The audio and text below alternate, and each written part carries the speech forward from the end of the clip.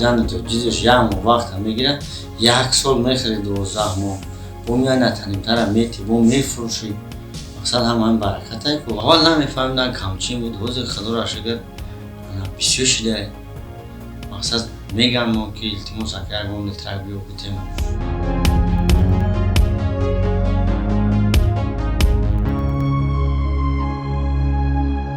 در سلامتی همی مردم قشلاق نسبت به مردم شهر نگاه کنید سلامتیشون دیگر حیثوبی که ما چیزی ناتورال نمیخوریم مثلا که کالری نیست همه چیز طبیعیه همه یکون خیمی علاقه کردگی نیستیم